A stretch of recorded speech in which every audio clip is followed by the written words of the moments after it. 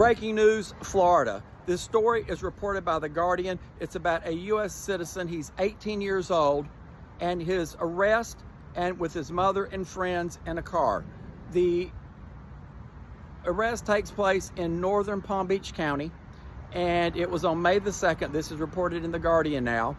And he had his cell phone on, which they don't realize it. The Highway Patrol pulled them over. The lady in the Highway Patrol ended up calling Customs and Border Patrol. They asked why were they stopped, and there was no real good reason other than I'm sure they looked Latino. I'm sure that's why they were stopped, because they were Latino. And the boy's name is Kenny Lanez Ambrosio. And his mother, and two friends were in the car. It was a work van, and he was going to work, and they were stopped. The Highway Patrolman calls Customs and Border Patrol immediately. They get there in tactical gear.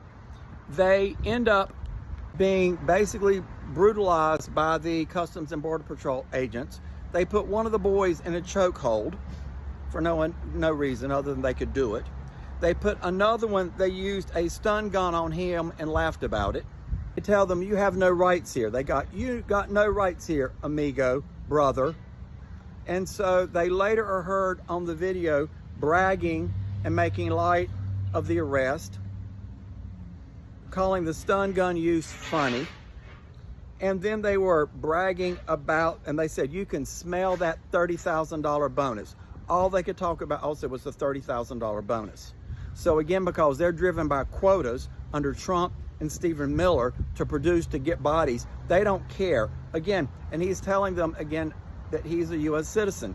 Doesn't matter, doesn't matter, doesn't matter. I'm gonna report more on the story later. This is just breaking now.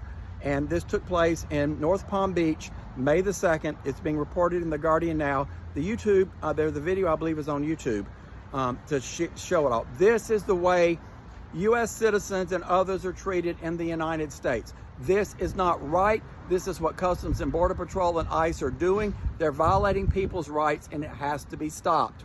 I don't care what stories and what whoppers and what lies Kristi Noem says, how they're all following proper procedure. They are not. And the Florida Highway Patrol is involved with this under Governor DeSantis. So there you have it. Love to hear from my Democrats, my MAGAs, my crazies, my cuckoos, my burned out light bulbs. I'm going to report more as I get more details on the full story. There you have it.